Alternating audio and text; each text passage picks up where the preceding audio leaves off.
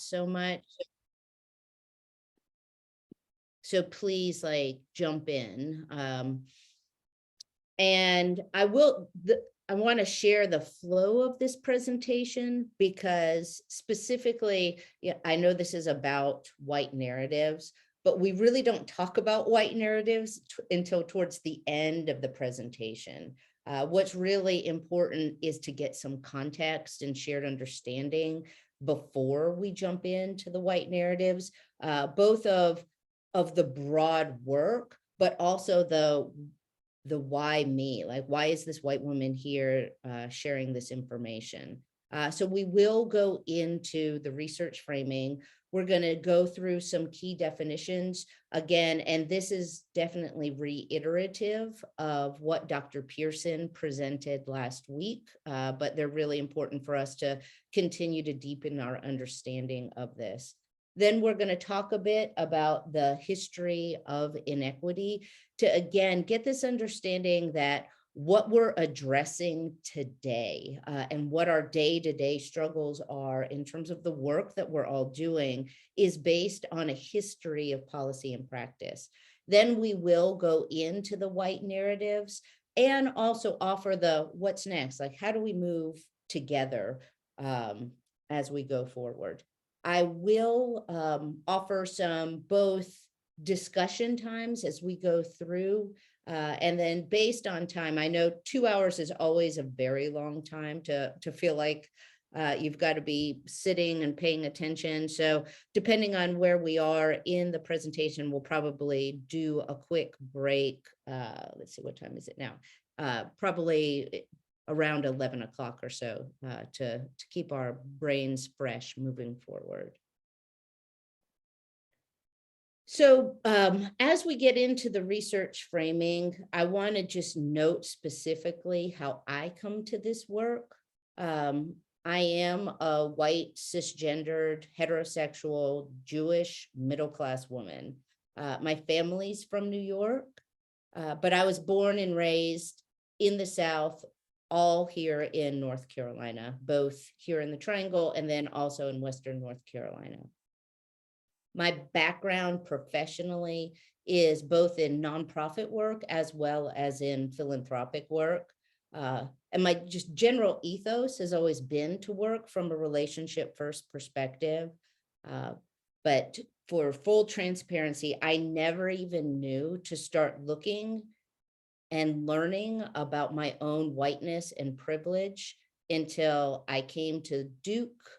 I think it was about 5.5 years ago, and began the work that I'm going to describe.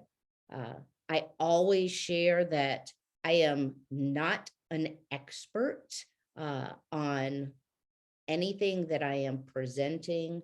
What I am sharing with you is the knowledge that I have to date, the experience that I have to date, and how there's both research and relationship involved in all of this.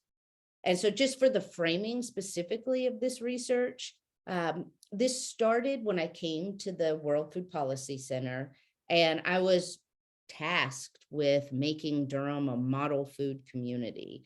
And my initial thought, like coming from philanthropy, coming into an academic setting, and as I said before, like never having really examined my own privilege or whiteness, when I heard, oh, make Durham a model food community, that felt like a project that we could undertake. It felt like something that was objective. It was about getting all the policies and practices right in Durham, and then seeing how that could be shared out with other communities nationally.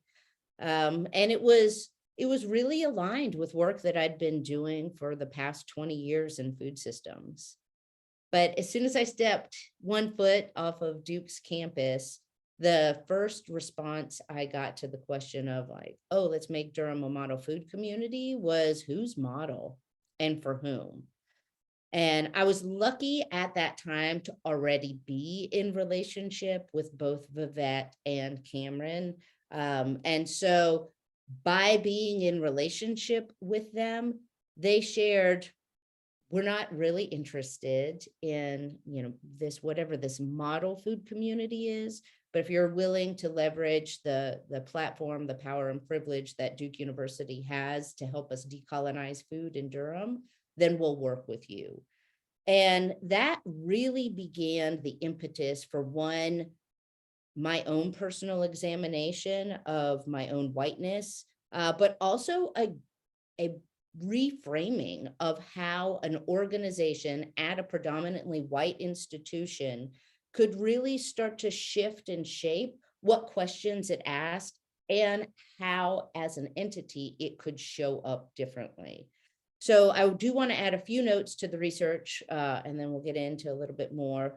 This work was done, the research was done in a US context. So we did not contextualize this work outside of the United States. And there's a, different content along the lines of the global racial hierarchy that is not nuanced in this research. Also, this work was done specifically through the lens of race. So we did not take an intersectional analysis in doing this research. So I just want to note that that is part of the research and what's also not part of the research. I also want to note that this research is really to name not what we're doing wrong, but simply to name what we're doing, because we need to be able to see what we're doing to be able to do anything differently. This is really an examination of ourselves and the difference between our intent and our impact. And as we go through, I will present both the research and my learning as a white woman working at a predominantly white institution. So as we sought to answer that question of how do we decolonize food in Durham, we framed the question of how do white supremacy culture narratives show up in food insecurity and food access work. And the way that Alison Conrad led this research was one, a deep dive into the existing peer-reviewed research, coupled with interviews with both researchers as well as food justice leaders nationally, so not just here in Durham, but food justice leaders nationally, to see what's showing up in the research, what's showing up in practice, and how do those align. And so this work is rooted both in research and in lived experience. And as we go through, we always try and footnote anything that we've actually cited. So as we go through, I just invite you to learn with me. And I'm going to check the chat really quickly to see if there's anything. Okay, I need to pay attention to. So critical to this process of decolonizing food is really unpacking whiteness. This is why we stated the research question as we did. So whiteness is an ideology, and it's based on the beliefs, values, behaviors, and habits and attitudes. And what this does is it results in unequal distribution of power and privilege based on skin color. And a lot of this was shared in Dr. Pearson's presentation last week. So as a white woman, I have benefited from whiteness at the expense of other people for my entire life. And it's only by naming it as an active social construct and acknowledging it that I'm able to start seeing it. And then it takes this process of unlearning to recognize how we've all been socialized into white supremacy culture. And we'll talk a little bit more about this in a moment. And that is irrespective of race. We've all been socialized into this. And then relearning about this history of systemic racism so that we can operate differently. And it's this operating differently that's the key, because it's not just about what you know, it's about how you show up differently as a result of what you know. And one of the things that Vivette shared with us as we continued through this process in this multiracial space together was, she just framed it as it's it's how you be. So there's specific ways in which whiteness shows up in the food system, and particularly in the work of food security. And this is a quote from Rachel Slocum, and she is a preeminent researcher on whiteness in food. And she names specifically how whiteness permeates the food system and the way it articulates these white ideals of health and nutrition. And in the research brief that we have, this shows up in that good and bad foods narrative. What whiteness also does is it offers these whitened dreams of farming and gardening. And what that does is it erases both the past and the present of race and agriculture. Whiteness also mobilizes funding to predominantly white organizations to do work on behalf of Black and brown communities. And this is one of the narratives specifically that I'll talk about. And I'll also talk about specifically how I, as a white woman working in philanthropy, perpetuated this narrative explicitly. And then what whiteness also does is it creates inviting spaces for white people. So as dollars are going into creating a community garden led by a predominantly white institution, then there's this whole question of, why aren't any people of color showing up to our predominantly white space? And so what whiteness does is it centers whiteness. And these are so many issues that organizations and people working in those organizations around food systems, and particularly in food security, are struggling with. We've got this system that is centered in whiteness and reinforced by whiteness. And then what we're trying to do is apply equity over top of it, as opposed to really naming how it was created and how it continues to be perpetuated. So one of the things I want to do is just, I'm going to, if you want to just drop into the chat, I'm just curious from your perspective, what ways have you seen whiteness show up in your work? And I'll just, as you drop stuff in the chat, I will name a few things and discuss it, and then we'll move on with some definitions.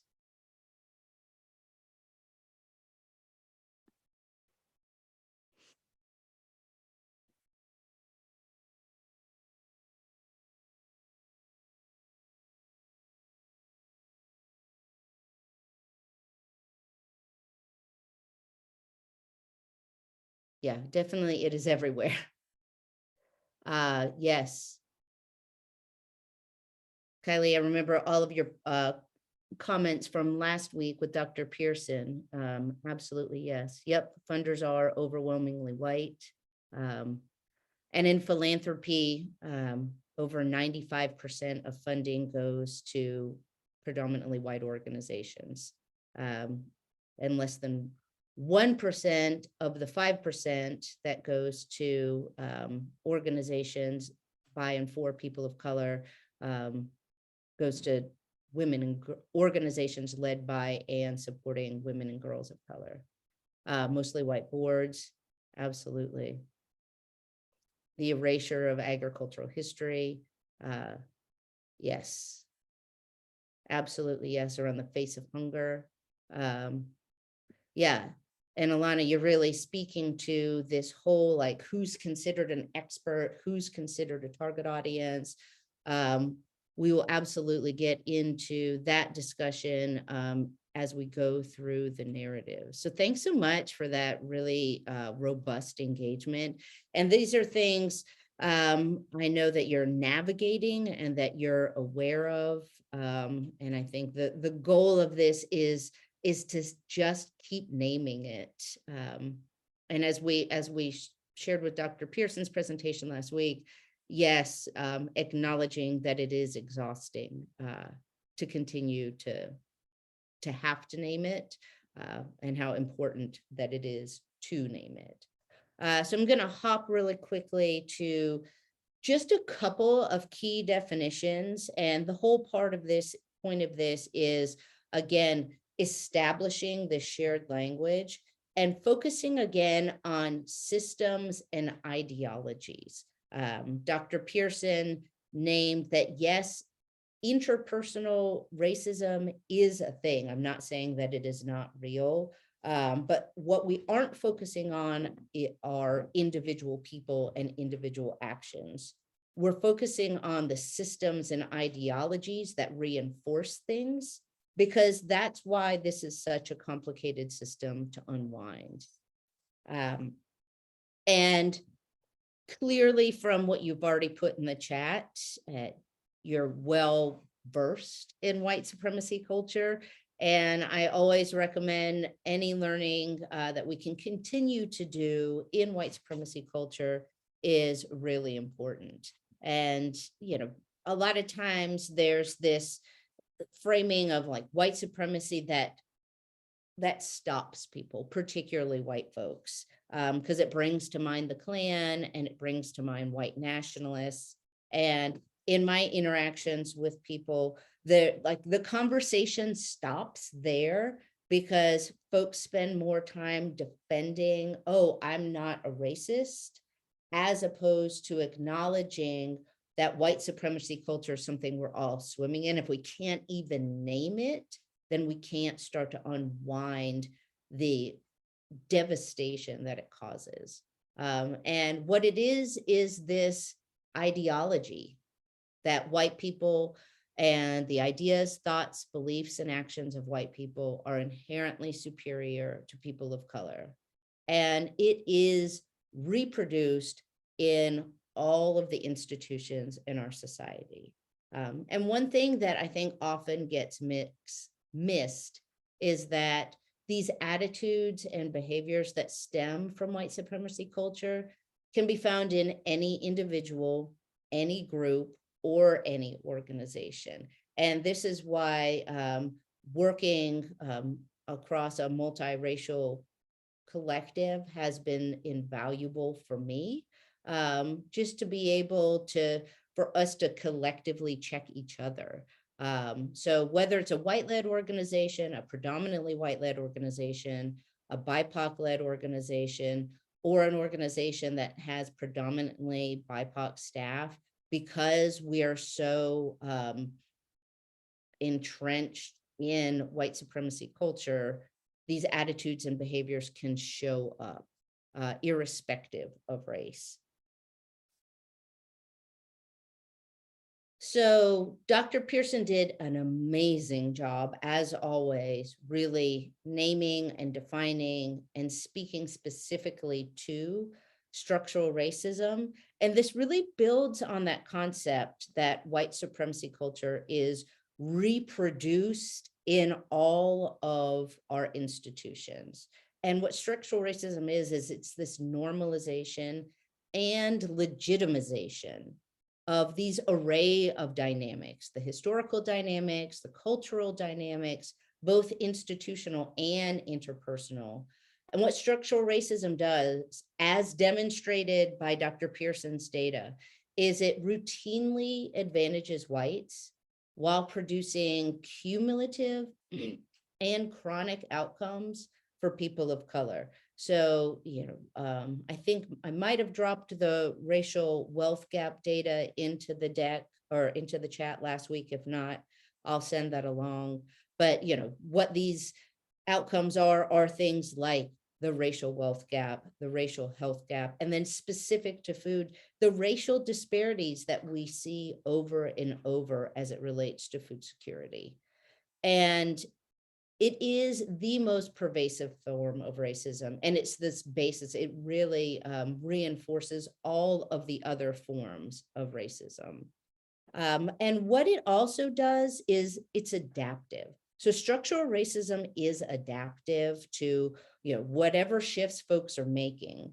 And so there's never an actual end point of understanding it, but acknowledging and recognizing it is something that we all have to stay attuned to. And this is these two definitions, the white supremacy culture and structural racism, are really important as our basis for this conversation, to again move us out of the conversation that racism is only something that bad people do, or that this is the result of a couple of bad actors. This affects all of us, and it deeply affects both the work that we do and how we do the work. And as we're trying to make changes, a lot of times the changes that get approved are the changes that are along the edges, and they aren't the changes that are really addressing what's happening. So I always like to bring up the difference between food desert and food apartheid in terms of how white supremacy culture and structural racism shows up specifically in the work of food security. So food desert, I'm sure, is a term that you are familiar with, and it was coined by the USDA. And it's a word that I've used often in my career. There was the Food Desert Atlas, and I think it still exists, that the USDA created. But the way the food desert terminology, it really implies that both food deserts and food insecurity are inevitable, that it's just a natural phenomenon, as opposed to something that's been created by disinvestment and intentional policy and practice. And we're going to go into that a little bit in the food history. And food apartheid is a term that was coined by activist Karen Washington. And it looks at what's happening in the food system as part of this larger culture. And it broadens the conversation to include the social and racial inequities. And it recognizes, again, that it's the policies, practice, and systems that created what's happening around food access and food insecurity. And I always like to lean into this quote from Karen Washington, because not only does it name why food deserts are such an inaccurate term, but it also speaks specifically to what should we be doing differently. And that the highlighted quotes here of, why don't people with capital come into my neighborhood and think about investing in the people who already live here? And as opposed to what the white narratives do of coming in as an external organization and changing the dynamics and the complexion of a neighborhood. So just leave this up here for a second for you to read, and then we'll move on.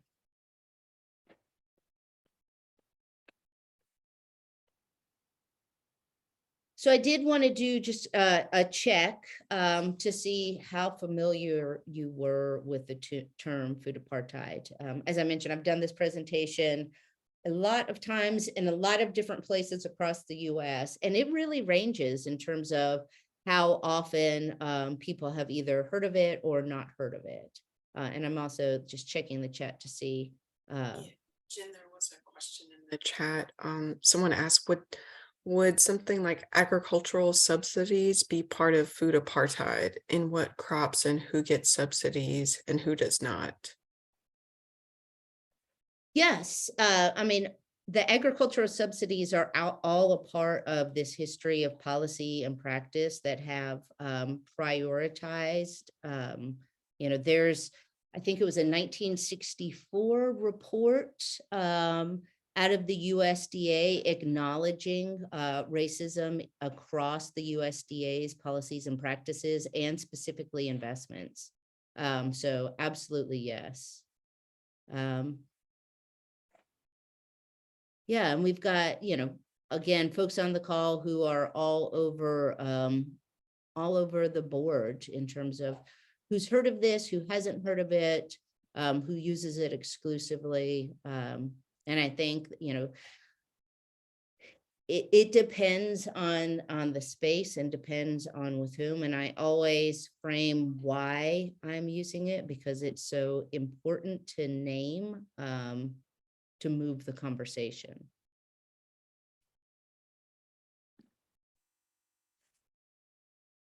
Mary, is there anything else that I missed in the chat? Just whenever you get a chance, someone would love the racial wealth gap slide deck. Absolutely. Yep. I will, after the call today, I will send you a link to that if you want to send that out to the group. And then, sorry, Shaniqua did repost a question. Someone asked, why are we calling these facts ideas? So I will hold on one second as our neighbor walks across our yard. My dog goes crazy. Yeah, thank you, Shaniqua. I appreciate you naming that. And I will absolutely just change the words, the language that I'm using as I present. So thank you. So next, I want to jump into the history of inequity, because I mentioned already that this is a history of policy and practice that have created the inequities of today. And back to the research that we were doing, the framing specifically of how do we understand the data? How do we understand what's showing up in Durham today? We needed to understand how we got here. This isn't the result of a few decisions that have been made since, 2010. This is the result of active, explicit actions that have happened over time. And I will, in the follow-up email that I send to Mary, I will include that racial wealth gap. I'll also include a link to our report that is about the history of inequity, specifically in Durham, entitled Power and Benefit on the Plate. And this was very important for us collectively to do. As we sought to understand how to decolonize food in Durham, we had to also understand how everything was created. So as I said, we need to understand how we got here. Sorry. And today's racially stratified food system is the direct result of a history of public policy decisions. And understanding our racialized history and the impacts of our racialized policies is not something that most of us learn in school. I mean, we all know what's going on around that in discourse today. This slide specifically is multiple presentations in its own right. So this is kind of a gathering of some of the key themes from Power and Benefit on the Plate. So I encourage you to read through Power and Benefit on the Plate. I also encourage to go with this, Stamped from the Beginning by Ibram X. Kendi, The Color of Law by Richard Rothstein, and The Sum of Us by Heather McGee, for those of you who just want deeper, specific learning on the policy and practice, the racialized history of policy and practice, and then the impact on people and communities. And for our purposes today, I'm just going to name 4 policies around land and home ownership, because that is the basis for building generational wealth here in our country. So I'll start with the Doctrine of Discovery. This was issued by Pope Alexander VI in 1483. And what this was a unilateral decree of international law. What the Doctrine of Discovery did was categorized indigenous peoples as subhuman, and therefore their land as unoccupied and available for the taking. This papal decree and global policy opened the floodgates for colonizing. It resulted in genocide. It resulted in the enslavement of peoples and the destruction of cultures and communities globally. The Doctrine of Discovery also provided the scaffolding for the founding of the United States, rooted in stolen land.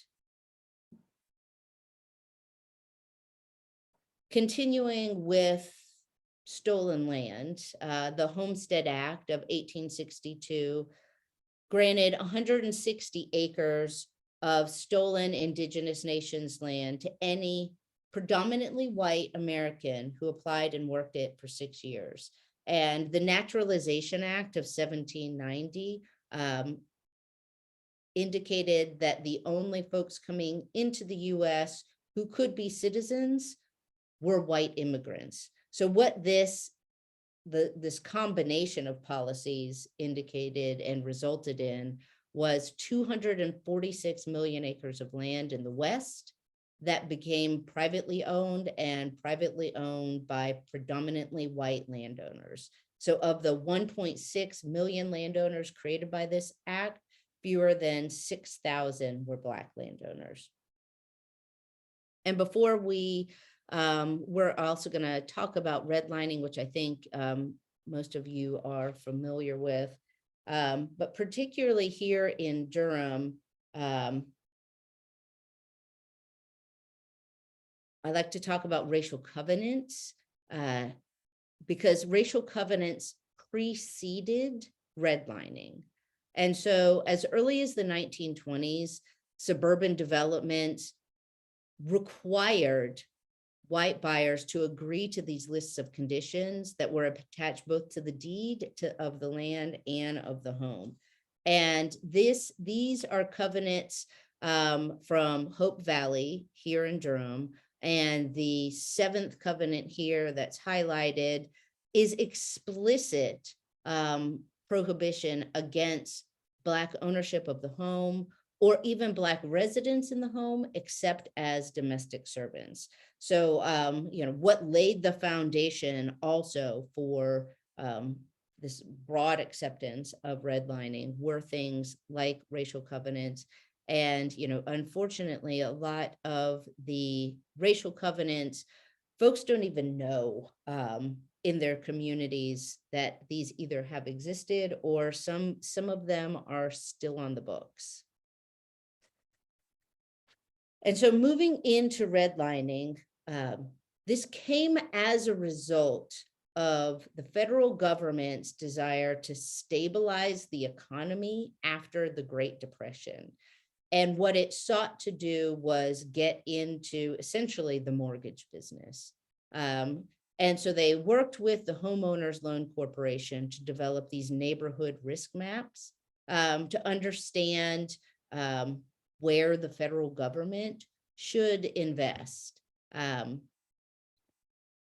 you know, the redlining maps colored red as unsuitable for lending as well as unsuitable for public investment. So when we go back to that conversation of food apartheid, if an area is unsuitable for public investment, and we're thinking about why things don't exist in a certain area, it was actively decided that disinvestment should happen in these redlined areas.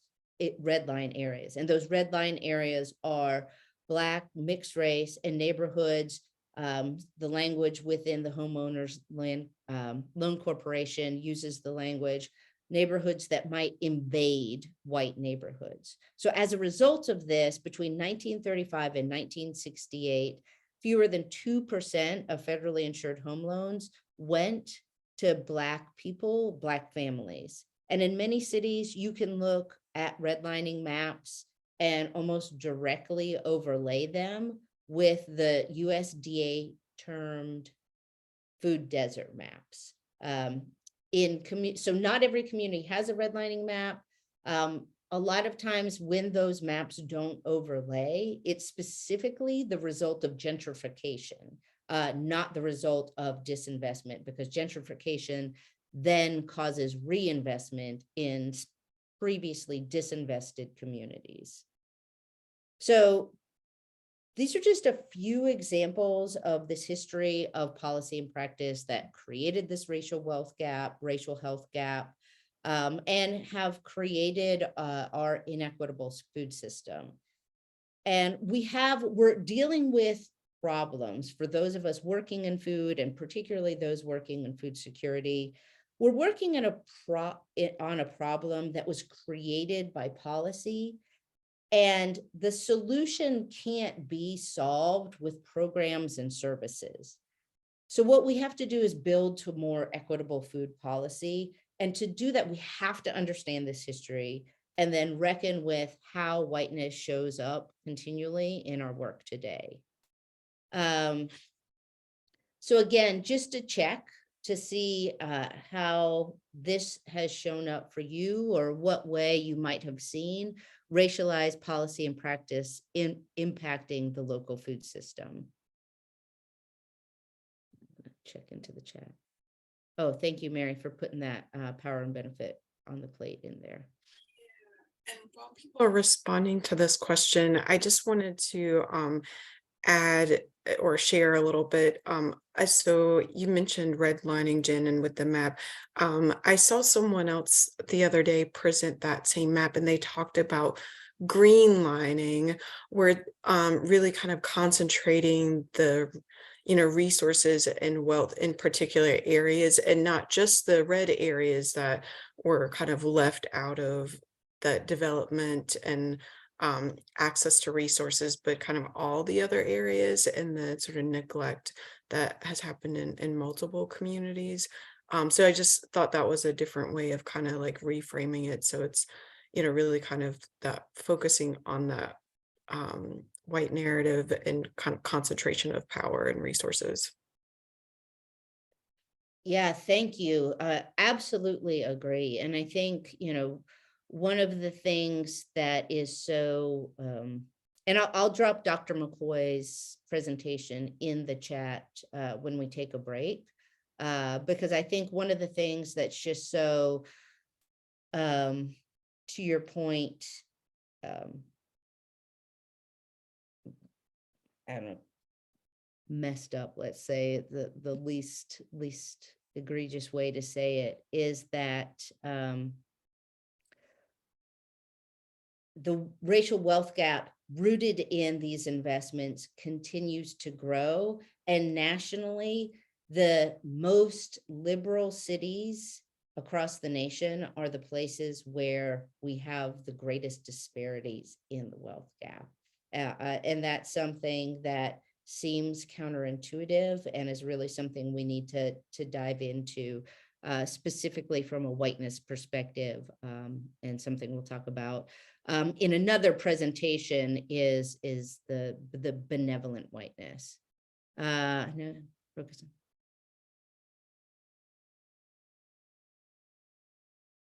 Yes, Makiba, I think one of the things that we'll talk about, so when we get into the white narratives, I will speak specifically to these contemporary intentional actions that sustain and perpetuate this situation.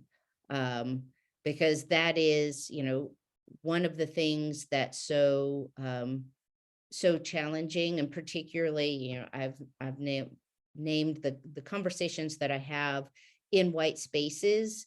There's this default to, oh, but we didn't create this system as an individual living today. The issue is that we recreate this system and perpetuate this system over and over again.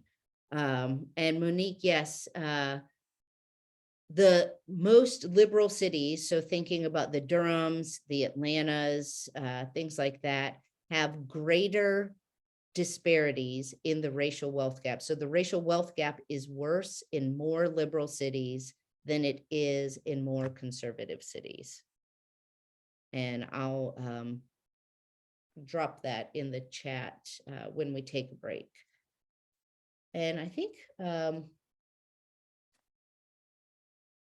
going to get into the white narratives next. So I think that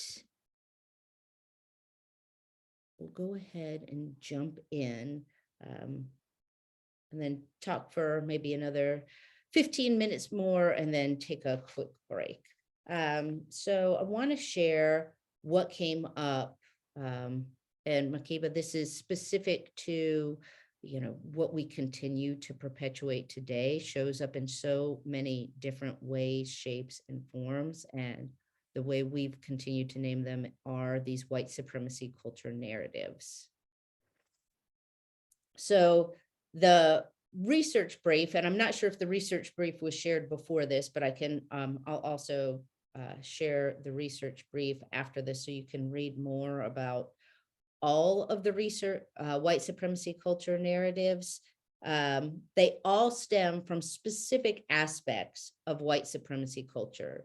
And the majority, these aren't the only aspects of white supremacy culture, but the majority of these narratives stem from the aspects of individualism, which stresses the needs of the individual over the group as a whole. And what individualism does is it emphasizes that people should just be able to solve their own problems and accomplish goals on their own. And then if they can't, those people are pathologized as, someone who's lazy, not working, not trying. Paternalism involves interfering with an individual or a community's ability or opportunity to choose and make decisions. And this goes into intent and impact. While it has this objective potentially of improving welfare of individuals or communities, what paternalism does is involves making decisions without the consent of individuals or communities concerned. And projecting a couple of presentations away when we get into the community-rooted presentation, we will talk specifically about Arnstein's letter, and we will talk specifically about the different ways of actual community partnership that can take place beyond this paternalism. And then neoliberalism. Neoliberalism is this ideology, and it's a policy model that emphasizes personal responsibility and hard work. And so the narratives that evolved out of these aspects of white supremacy culture showed up specifically in these following themes. And again, the details of these themes are in the research brief. The first being If They Only Knew, which focuses on bringing in education from the outside. The second being Vote with Your Fork, which implies that your consumption signals your values. The next being Communities Can't Take Care of Themselves. And we're going to go into depth into communities can't take care of themselves. And I will give a very specific example of how we continue to perpetuate this today. Failure to Listen, which actively denies solutions from those who are directly impacted.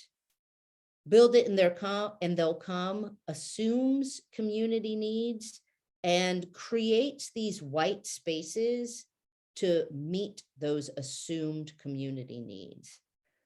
Pull Yourself Up by Your Bootstraps asserts that people should just take personal responsibility and work harder, not acknowledging the structural and systemic issues that have created the inequities of today.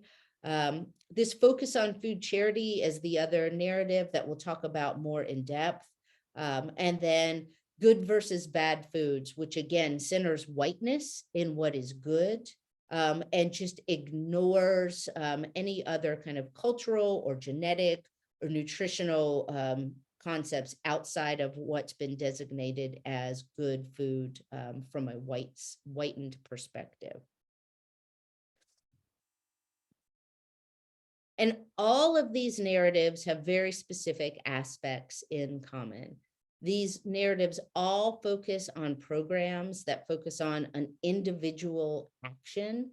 All of these narratives also talk about pathologizing people instead of fixing these systems and structural issues.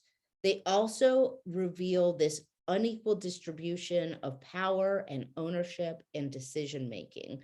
And as we get into the what's next, the how do we do it differently, we really have to name and acknowledge these different aspects of power, ownership, and decision making. And a lot of also what these narratives do is there's this obfuscation. So basically, it's a but we are doing these things, which create distraction instead of looking inward. And we talked about this briefly with Dr. Pearson of like, well, what's going on in predominantly white organizations and these conversations where instead of doing the internal organizational work, the internal organizing work, the internal deconstruction of these mindsets and systems is, oh,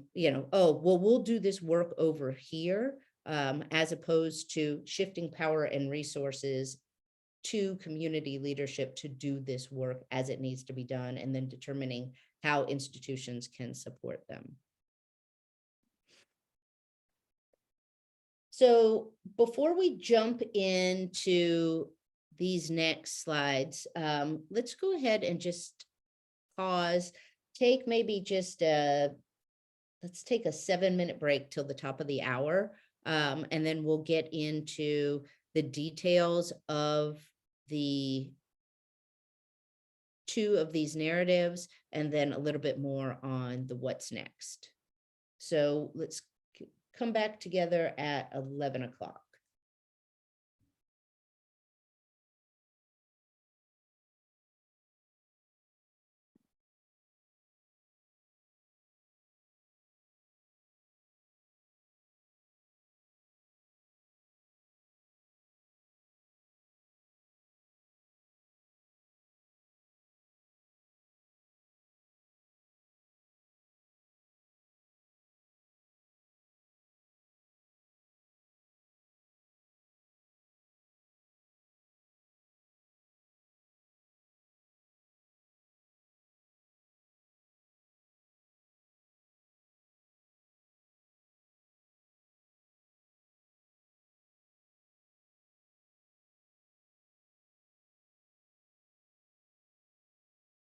Keep us moving. So hopefully you got a chance to take a second for yourself, get some water. I know that's what I did. So just diving back in, I mentioned we're going to talk specifically about 2 of these narratives. And during the break, I dropped the research brief into the chat, as well as the presentation that Dr. McCoy had done for us at the Equitable Food Oriented Development Summit that we supported last spring.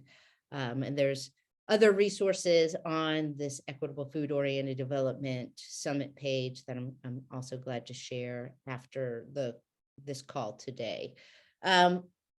So back to the idea of like, what do we continue to perpetuate today? These narratives continue to reinforce centering whiteness, particularly in food security work. And so this narrative that communities can't take care of themselves is rooted in this belief that low income and or BIPOC communities and individuals cannot provide or make decisions for themselves. And it assumes that people need to be helped, and it's based in negative racial and class stereotypes that then dictate who's given power and decision-making in food policy and programming. And what happens is organizations prescribe solutions to a community without consulting them and assuming that the institution knows better than community members, ignoring existing community-led solutions. So a lot of the narratives are interwoven within one another. And there's so much in our systems that reinforce this narrative of how communities can't take care of themselves. And so I'm going to speak specifically as a white woman who worked in philanthropy, which is predominantly white and grants to predominantly white organizations, thinking about, okay, well, what's a system that we're still dealing with today that continues to drive this specific narrative? So think about filling out any kind of grant application and think about the term experts and target audiences. So who, when you're filling out an application, is considered an expert? And why do you think they're considered an expert? And then what are the assumptions that are made about who's being targeted and why? So therefore, if we're setting up from the beginning this concept of experts and target audiences, who then has the power and who then is making decisions, and whose ideas and ideals are being centered in those decisions, and where are those resources directed? I will give a specific example of something that I funded when I was working in philanthropy, which are these mobile produce markets.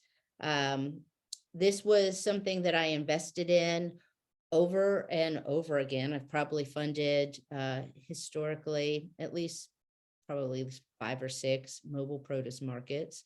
And what I did was I made an investment in white-led organizations to do work on behalf of majority Black and brown neighborhoods. This investment resources went directly to a predominantly white organization, which paid for staff, paid for a van, it paid for the produce that they were purchasing, and really built the assets of white-led institutions instead of investing directly into the community. And so this made the assumption that this white-led institution knew best. It also resourced and perpetuated this idea, oh, we know because we got the money, and then went into a community where nothing substantially changes in that community as a result of that investment.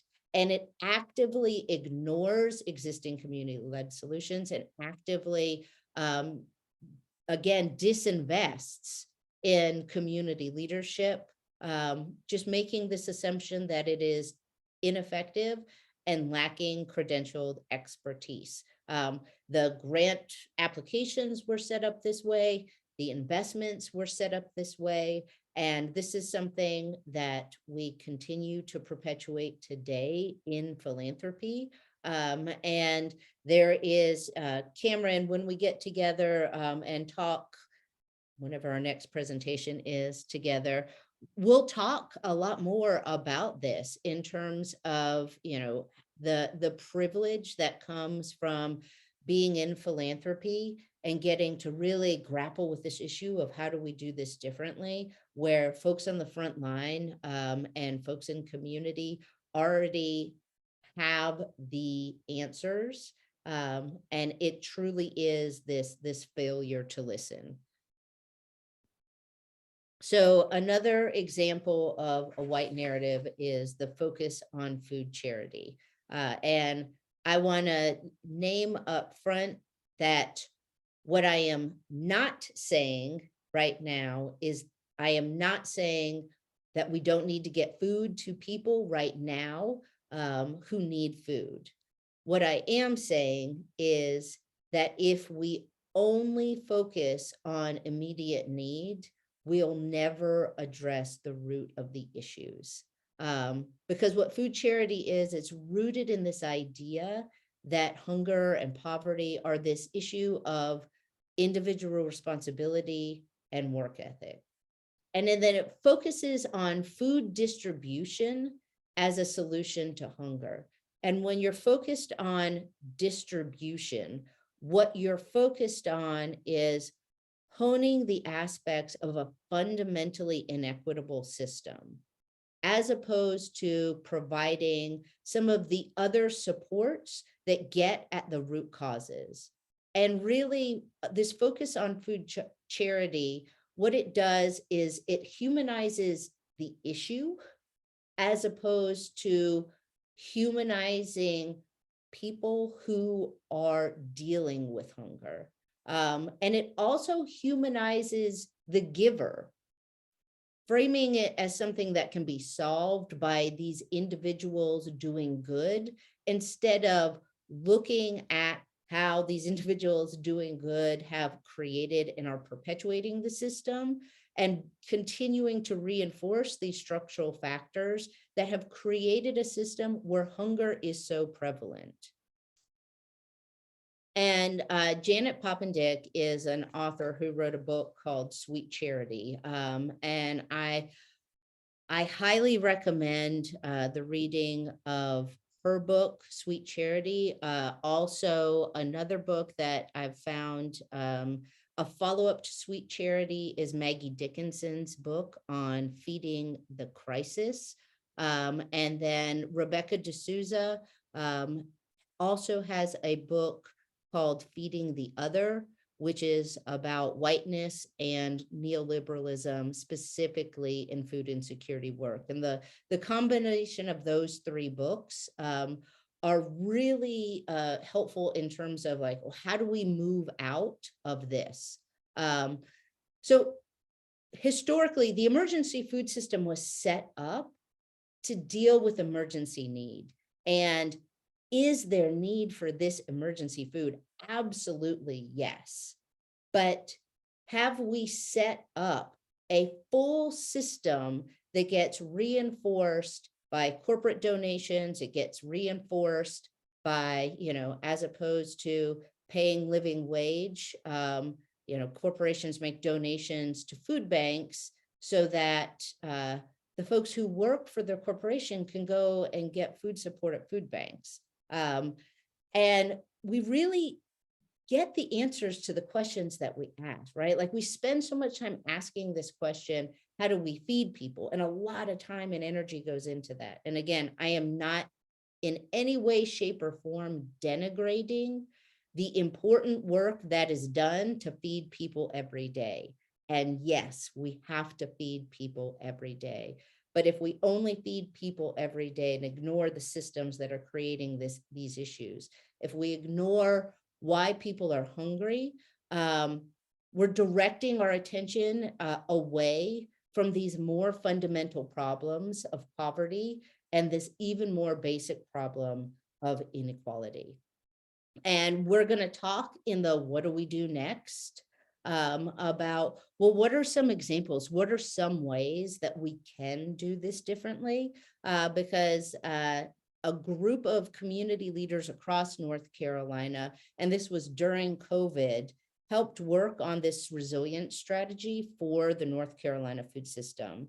And the recommendations that came out of that, that we'll detail in a little bit, are all community-led, community accountable effort that build on what's been happening in communities for years. And I know a couple of weeks ago, Elizabeth Mitchell, when she presented on community controlled funds, that's not just something that's happening or moving in North Carolina. It's definitely a national movement, and it's a national movement to move away from a focus that only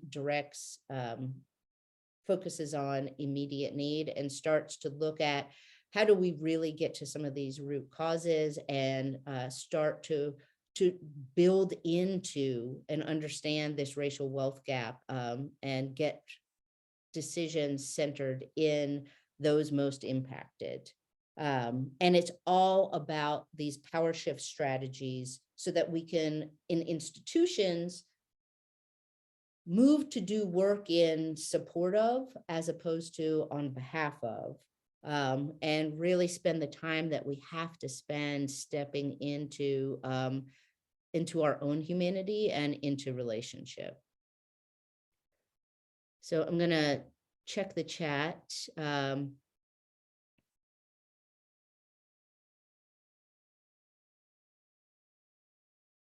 Absolutely, Monique, the language is critical in terms of how these are all framed.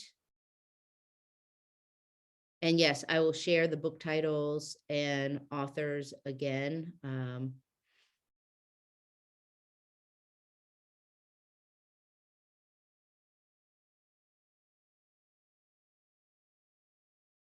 How can grassroots groups who give food to food pantries address systemic issues? It's absolutely a both and. So once again, I'm never saying that don't do the immediate need that you need to do. I am saying that there are other ways, and particularly, one of the things, and I'll give an example of working at the World Food Policy Center and partnering with communities in partnership on a current initiative that we have right now, where I've leveraged the resources of the World Food Policy Center and relationships that we had with funders, so with Robert Wood Johnson Foundation, to get a grant in collaboration with communities in partnership, where communities in partnership is the lead on the grant, and we are there as we needed to, leveraging what we have networks too. So we have existing communications platforms. We have existing relationships with other funders. We have so many things within Duke University. So there's a lot of things that we can do that are a both and it's how are we not centering ourselves at the World Food Policy Center and not centering ourselves at Duke as the expert, but seeing how we can be there as a resource. So thinking about what's next, as I've mentioned before, this is all about unlearning and all about relearning, and just knowing and naming that racism and white supremacy are built into the food system, and that society writ large and the food system specifically aren't race neutral spaces. A lot of the food system and food policy recommendations are often race neutral recommendations. So race has to be considered the central factor in any kind of recommendations. And thinking as you're moving through the work, how is whiteness influencing this? And how did that lead you to the work that you're doing today? I know a lot of you are already actively doing anti-racist work, so it's very clear that whiteness has already influenced your experience and how you are seeking to do things differently. One question I always ask folks is think about who's making decisions for whom. It's a simple question and very difficult conversation when you're in spaces with folks. And then how does that impact what policies and programs are held up or heralded? The goal in our work is to move towards food justice. And what food justice is this struggle against racism, against exploitation, and against the oppression that takes place within the food system. And it's really about addressing the root causes that are both within and well beyond the food system. And it's this movement-oriented framework. And there's these alternative spaces for production, processing, distribution that need to be created. And I will name, it is not the work of predominantly white institutions to create these alternative spaces. It is the work of predominantly white institutions that create the conditions, so shifting the power, shifting the resources, shifting the decision-making, so that those alternative spaces can be centered in communities that have been historically excluded from decision-making power over the food system. So some examples of that North Carolina resilience strategy of, well, what does this look like? How could this possibly be? Is, this multiracial collective made recommendations on aspects that can be invested by philanthropy, invested by local, state, and federal government to do things such as formalizing and investing in a statewide BIPOC-led community accountable food justice network that is not necessarily institutional representation. A lot of networks that get created from within predominantly white organizations. And this is how can those investments be made differently and these decisions be made differently. Another recommendation, and Cameron and I will talk more about equitable food-oriented development, but investing in these community-controlled funds. So equitable food-oriented development fund, participatory grant funding funds. One of the things that has been a success as a result of this resilience strategy was that in the state budget in 2021, these recommendations supported $10 million going to a tribal food sovereignty fund that made investments directly in the state recognized tribal nations across North Carolina.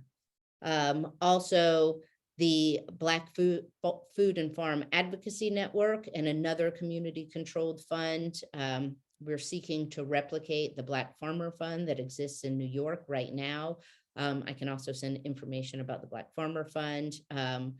We made recommendations around supporting the existing agricultural worker network and advocacy fund. And then another recommendation that we made specifically was that funders need to learn how to do this differently. And that as this shift in resources was being made, that there also had to be a learning process and an accountability process for North Carolina funders. So I'm gonna stop the screen share and open it up to discussion.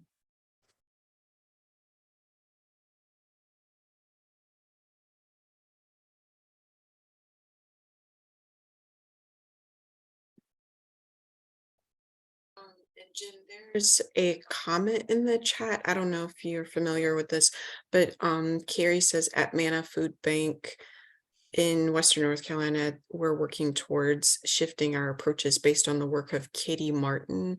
Her book, Reinventing Food Banks and Pantries, is a great resource. Thanks for naming that. I am not familiar with that book, and I will get that.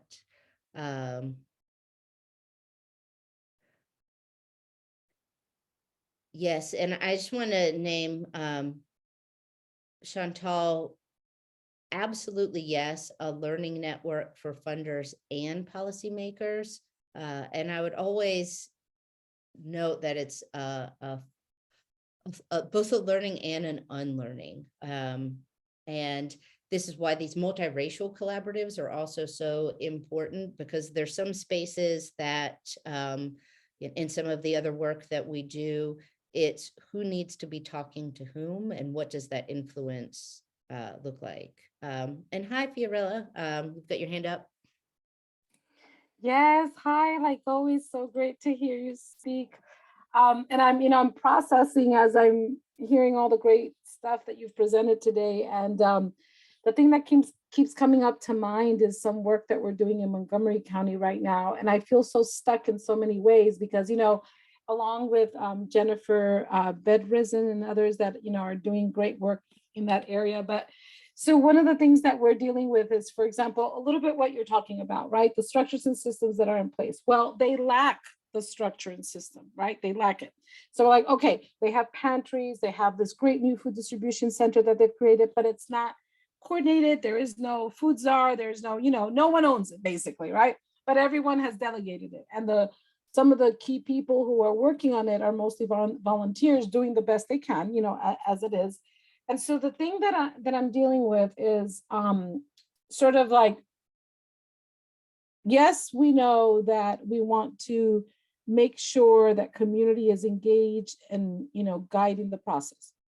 Well, what happens when community goes like this? Because they've already, right, lived without food security for so long. And those that are most impacted, which are people of color, they stay quiet because the history in that area has so many racism and histories of racism in there that if you speak up, you remember what happened, right, in the past to those who spoke up. You know what I mean?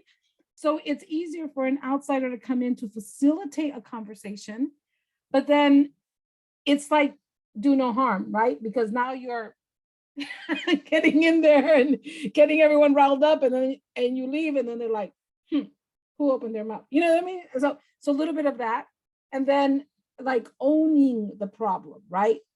Here we have, this is not an issue that is only of Latinos and communities that are, low income or Blacks or whatever. Everyone has an issue because the key decision makers haven't made food security a priority, right? And we see it through the ARPA monies that came down.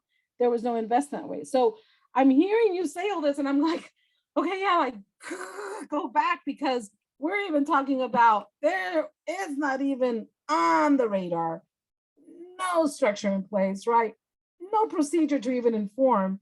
So kind of like, what do you do when you get to that point where it's such a food desert that not even mobilizing the community is going to help, because there's such ingrained racial issues and histories that no one wants to do anything. So you walk away and say, oh, well, that's them. No, right? Obviously not.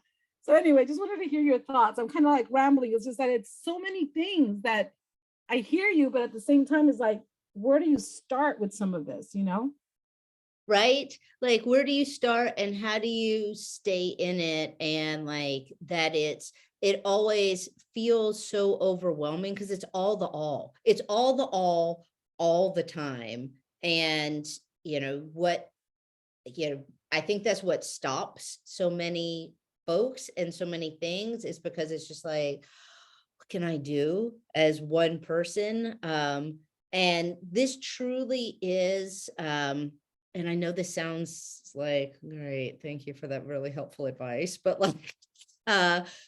leaning into those, like first building those small relationships and building power within those relationships, and particularly and that's a long time, like a long-term process. And folks mess up. Like when Cameron and I are on next week, you will hear yet again all the different ways that like I have sought to move and messed up. And I know somebody had made a comment about like the intent again, that well-meaning intent.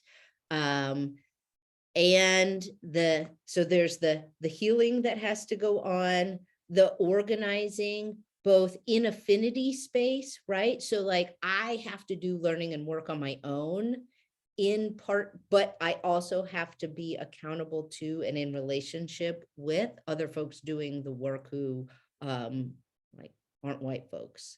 And we have to be able to talk to say, because there are some things I can go in and do and say as a white woman who's been in spaces and places of power and privilege, that I can say in a space that I can't necessarily like, Cameron needs to tell me if she wants to be in that space with me, if I should be in that space by myself, right? Like how to inform and move, because at the end of the day, and yeah, I have been targeted by Fox News, right? Like gotten those kinds of threats and things like that.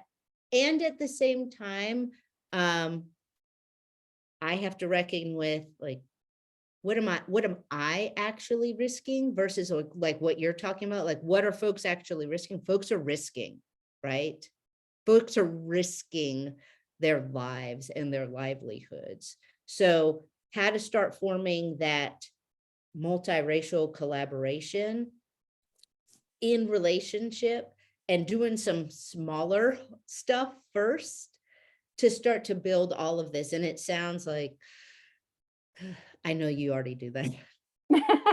But just again, I want to emphasize the part that you said, their livelihood, right? Because we brought to the attention of some key food leaders in the area about food insecurity among some Latino workers, right? And the question that came back was, well, aren't they working? Yes, they work, but they've told us that their wages aren't enough. So then it came back with, well, we know the major employer, like they wanted names list of the people. We're like, we're sorry, we're not going to provide you the names of the people who told us, right? Well, well, the only major employer for that place is so-and-so. So we're going to go talk to him about why he's not providing, good wages to his people so that they can buy their own food, right? And of course, the employer's going to be like, I pay them good money, that kind of thing. But so what's good money to you? I mean, I'm sure that all of us sitting here have a budget for our homes that looks very different, right? Some might have excess and some might be like, man, last penny, let me hold off until the 30th. You know what I mean? Like there's so many different things. And so we had to explain that what the individuals might be identifying as food insecurity could be family size, could be the income. Maybe they're investing that money someplace else. The reality is that they can't get food, period, right? But it's, oh, that can't be. You know what I mean? So you get to that point where you're like, oh, so we won't want to say anything because now that employer is going to be like, I pay you well, and you're out there saying that you need. So if someone says like, oh, I was one of those people who said that, I'm not going to say anything again, right? But then the reality is that with Montgomery County, it might not even be an issue whether you have the money. You got 3 grocery stores, and people are going to the gas station to buy their food. Well, any of us go to the gas station to buy our food, we don't have enough money to buy food. But anyway, just to kind of emphasize what you're talking about, because there's that piece about livelihood. So how much do we mobilize a community who has been oppressed and silenced for so long and continues to be, right, to a point where they're not going to want to ruffle any feathers because now it's going to be worse, right? And so we have to keep that balance, but that balance is not going to fix it. So we need to, like you say, start somewhere, but I think maybe I just need to be more patient, right? Thank you for your words, Jen. No, well, it's patient and impatient, because it is lives, and it's urgent, and it's the strategy of understanding like real risk, and who can be in that space to take risk, and who's being discomforted versus who's actually in danger, right? Like those are the strategy conversations. And, I wish I could say like, oh yeah, every white person wants to have those conversations. And I know, like nobody wants to have those conversations. Like white folks, we're so worried about being uncomfortable that we disengage. And, I think it's so much work. It's so much more of the work of individual and institution from a predominantly white institution perspective, and healing in a community perspective. I know all that's nice words to say, like, I don't know that actually helps, but we'll keep moving. It does. And I'm glad to have more conversations with you. Jane, I know you have your hand up. You're on mute, Jane. Yeah, so thank you. I'm coming at this from a relative state of sort of newness. I'm at that sort of sponge, soaking it all in. A question I have, when we talk toward the end here, and you were talking about needing these alternative spaces for, you say, the production, processing, and distribution and consumption. One of the things I sort of think through, and I definitely support the need for alternative models and alternative organizations, because so many really critical voices have been excluded from the decision making. But I also look at the structure of what we have, whether it's federal government policies or state policies, local policies, then the nonprofit organizations you were talking about. And I don't want to think that we're just saying, like, those don't work, let's just go create a whole separate, different structure, is the idea that as the power dynamic becomes more equal, it feels like the right thing to be doing is to be trying to have systemic change within those white-led institutions to eventually get to a society where our traditional institutions are not embedded with white supremacy. Can you touch on that? Because we're really talking about the alternative systems and not whether the goal is to fundamentally change our institutions that are wrong.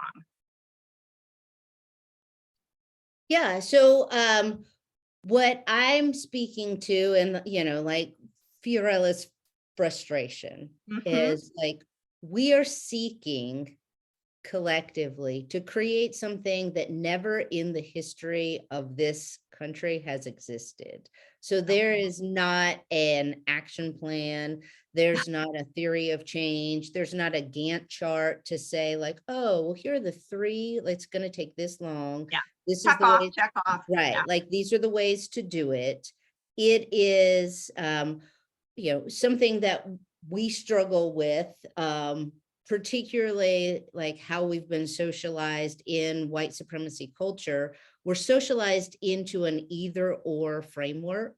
And this is not only a both and framework, but this is also, how do we hold multiple conflicting truths at the same time, right? Like, I am working in a predominantly white institution as a white woman of privilege. And how am I, like, every day I both try to shift it and I'm perpetuating it. So, there's not a space that I am in that I don't change the discourse based on who I am and how I am. And sometimes that's damaging and sometimes that can be beneficial. So to your point, exactly, yes, it is about one, like naming what's there and working on like these progressive changes within them. I think about Dr. Branagh, who's the new deputy secretary, well, not new anymore, but the deputy secretary of the USDA. And I had the this distinct advantage of getting to work with her when she was the commissioner of agriculture in the state of Commonwealth of Virginia. And we had really amazing conversations because she was a huge advocate of equitable food-oriented development. And she actually supported the first state level policy change supported by US or the Virginia Department of Ag around legislated equitable food-oriented development. And then when she was appointed the deputy secretary, her goal was like, how do I take that to the USDA? And so the racial equity task force that's happening in the USDA, right? Like there's things that are in place that are starting conversations that have never been had at a federal level, right? Like things that are happening that are, it's so good that they're happening. It's so slow, right? And the ideas that come out of it, and I'm speaking from a federal level because the ideas that come out of it, like what's happening in community doesn't match up, right? Like, oh, let's dump out a lot of money really fast, and we want only like BIPOC led, BIPOC accountable organizations to apply for this money. Okay, well, if you mess up one time in federal funding as a BIPOC led, BIPOC accountable organization, like you are taken out. You're taken out as an organization, right? So like there's a lot of swirling intent. And that's where it is like the both and of, yes, do this internally and always think about who's making decisions for whom. Like that is always like, as a white woman working in a white institution, my default is how am I thinking about who's making decisions for whom, and how often am I checking for accountability about the assumptions that I make, and therefore the assumptions that are happening within my organization about what the best next move to make is. So I'll leave it at that, but I'm glad to also have follow-up conversations because we all have to be in this together. I'm glad to talk more. Yeah, thank you. And Jen, we have several comments in the chat and some questions. I think the first question is, do these solutions include Indigenous and Hispanic/Latinx networks?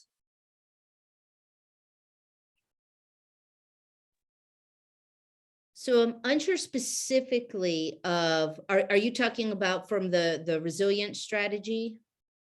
Okay, yeah, so the resilience strategy, yes, was specific to different groups working in different organizations. So specifically to like the Black Farmer Fund, and then specifically to the Food and Farm Advocacy Network. And there's also some other work, and possibly Cameron, but maybe this is in our community rooted, can speak to it more specifically about the alignment. Because one of the things, again, from a matrix of domination perspective, and I can send that article as well, like what we do in whiteness is we do specifically pit individuals and different groups against one another. And that is, so don't look at what we're doing in a position of power. Fight for resources across Latinx groups, across predominantly Indigenous groups, across Black and Brown groups. And we create this system where we claim that there's a scarcity of resources, and then we pit folks against each other in that, as opposed to naming like where the resources lie, and how that shifting and sharing needs to happen. And so, yes. So the answer is yes. The answer is also that we need to be aware of how different groups are pitted against one another, and essentially like, what's the system that sets up that competition? The next comment is, would love if there could be a collective space to write down organizations, groups, networks, resources to support / collaborate with and to read. And we can definitely send out like a organized list of resources. If you'd like to get that, if you can drop your email in the chat, because I don't have everyone's email that's on here today. But Jen, if you have other thoughts on that note. I guess my question was just, is the collective space for this group, or like what that collective space is specific to? Jess wants to take themselves off mute.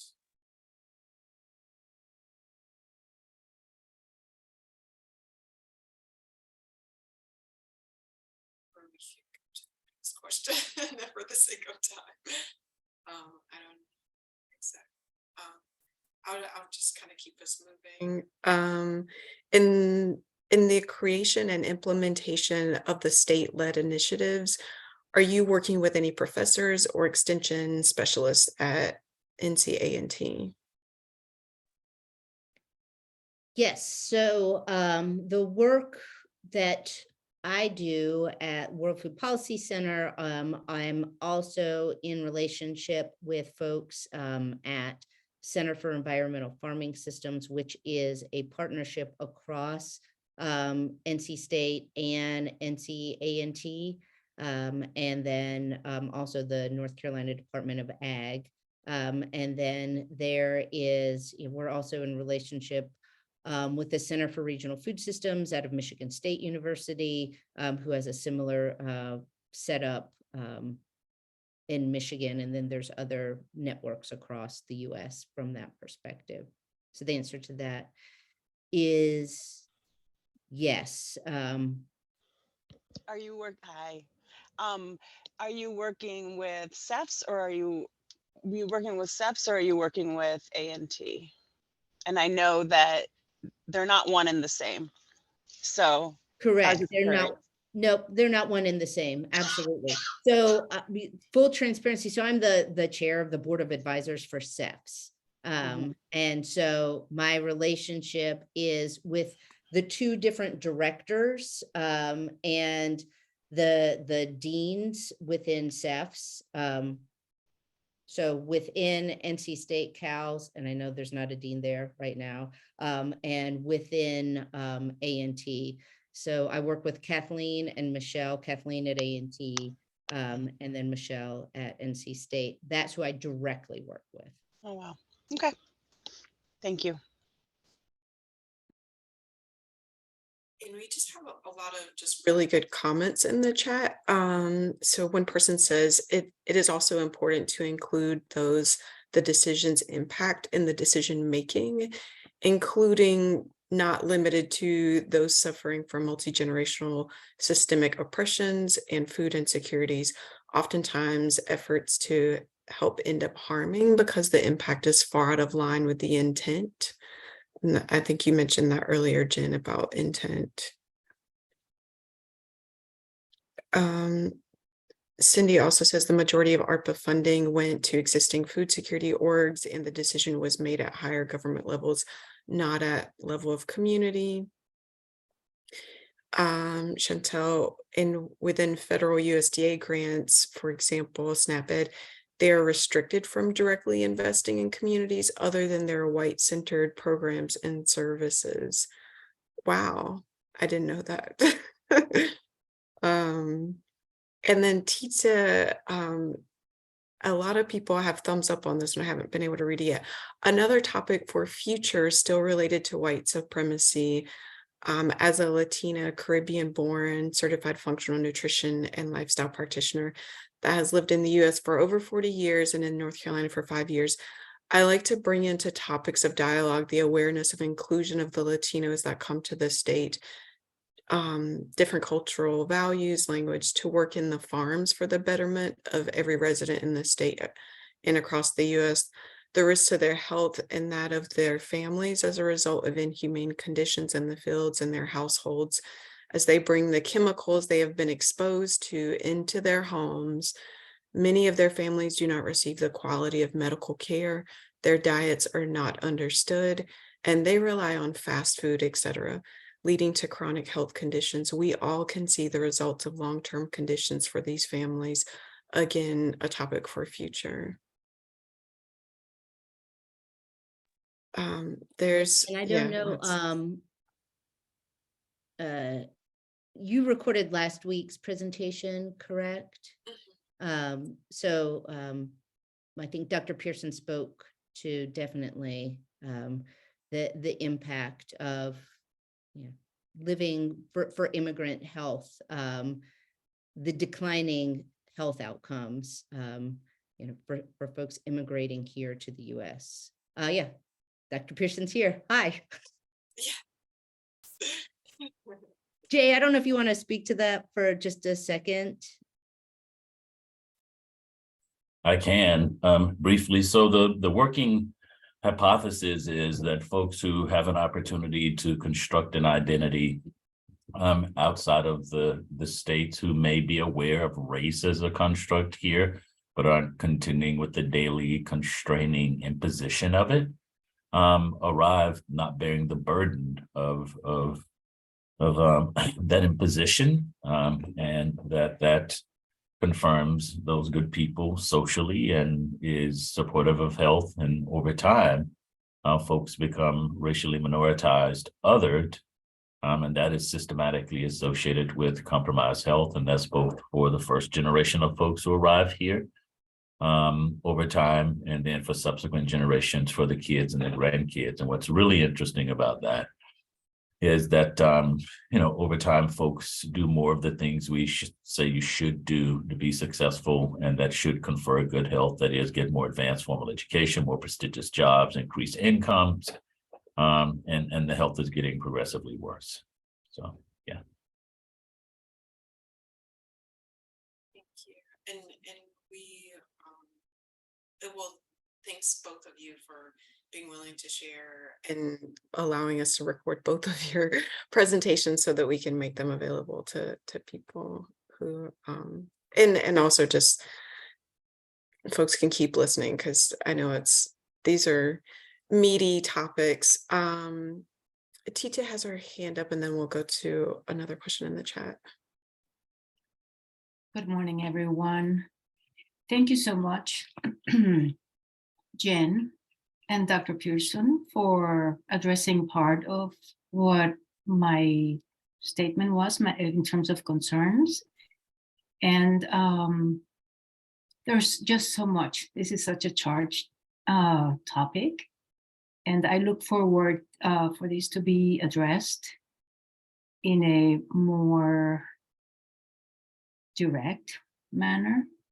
I was working in public health when I first came to North Carolina, and I saw the disparities, the great impact. I have lived through a few states in the East Coast and have worked at a national level with nonprofits. So I have seen all that has been stated here, as I have always been an advocate of the inclusion of the communities of color in terms of policies, grants that have been, as you, Jen, you so well exposed and shared, and we all have experienced this. So I am so grateful that after all these years of being aware of the inequities and the white supremacy that is so alive in this country, that this topic is being addressed and that we're all here to create a better future.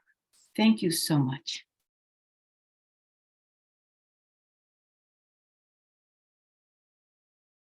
Thank you so much for the ongoing work that you have done and continue to do. One thing that I'll name explicitly also with the White Narratives research brief. One, deep gratitude for Dr. Pearson for also being a resource for us as we conducted that research, as well as, one of the things that I was asked as a white woman, and this was from another white woman working in philanthropy. So just thinking about like the layers of power, she said specifically, I don't know how to convince my trustees that this is an issue and that this is something that continues to happen and that this is something we need to do differently. Kind of even back to Fiorella's question in terms of, what are the pieces, what are the parts, where do we start? How do we do this? Like, there's so many very, very small pieces that are part of building this change. And that research brief has been really important from two different perspectives. One, I've shared it with predominantly white institutions and people in positions of power to see, like, this isn't something people are making up, right? Like, this isn't just a trope. This is a real thing that is rooted in research and rooted in experience. So within predominantly white institutions, that research perspective has been particularly helpful. And so, when again, back to Jane's question, like, as we're thinking about, well, what's the relationships of institutions and community organizations? It's not throw away all the institutions. It's how do we work across each other to leverage what we each do really well, and understanding differently what it is that we each do really well. And then also to that same research project, I'm on one of my colleagues is the president of First Nations Development Institute. And he took that research brief and shared it with his entire staff, who all represent different tribal nations nationally, just to say, use this to also confirm that your experiences are not individual experiences, that your experience, that there are allies and accomplices that you can work with, and to also make you not feel so crazy as you're moving through your day and people are saying things to you.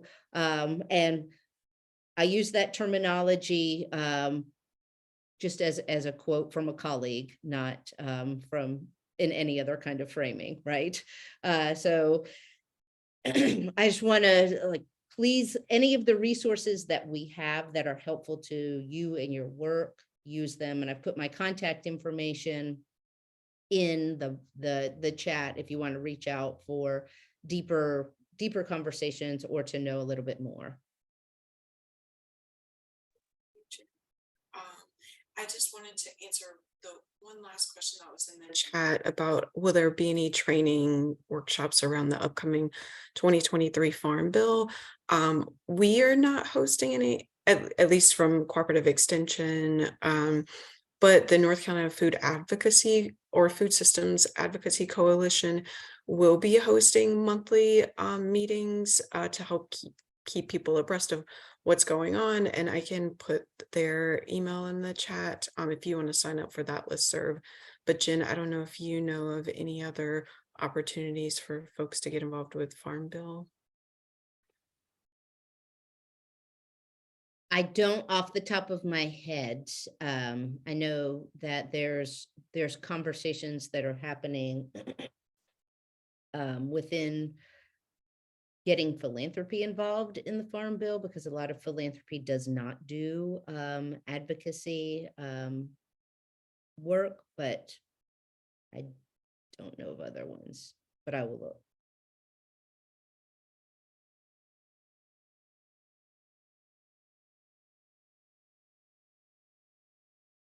I just dropped their email in the chat. If you want to join that group, they do have a training coming up. Actually, I think it's tomorrow. Sorry, tomorrow. And I will I can drop that in the chat. Sorry, I'm trying to get it from my email really quick. But I just want to, again, thank you so much, Jen. I really appreciate you taking time. I've definitely heard this training before, but it is always good to just, and I think just a couple of things that I want to pull from what you're saying and what I'm hearing is that there's always this tension between patience and moving quickly. People are literally dying. People are suffering, and we do need to hurry up, but we also need to be mindful about how we go about doing things, and taking a pace to develop those relationships, really having deep community partnerships so that we are lifting up those community solutions and working to empower community and not running over community with what we think is right. So it's, I know that's, even for myself, there's always this tension of hurry up, but don't go too fast. And also just this incremental change. We mentioned this last on Friday with Jay's session, is that the system was built over the last 500 years, and it's not going to it's not going to change overnight. We do need to keep chipping away, and that's why we're having these conversations and why we're moving. But we are in this for the long haul. This is a marathon, it's not a sprint. So just emphasizing that again. But thank you. I did put the feedback survey in the chat, but if folks have just like 5 minutes to provide some feedback on the session generally, that would be great. But Jen, if you have any closing words that you like to say. Just thank you, Mary, for inviting us into this space. Thanks everyone for the great questions. Thank you, Dr. Pearson, for hopping in as well. And I will look forward to being with you again. I think maybe the next presentation we'll do will be a combination of Cameron Smith and myself. So looking forward to that conversation. Yep, next Wednesday, same time at 10 a.m. We'll do the Food Justice for Food Security. Jen and Cameron, please attend if you're able to. And we look forward to seeing you. Thanks, everybody. See ya. Bye, everyone. Thank you. Thank you again.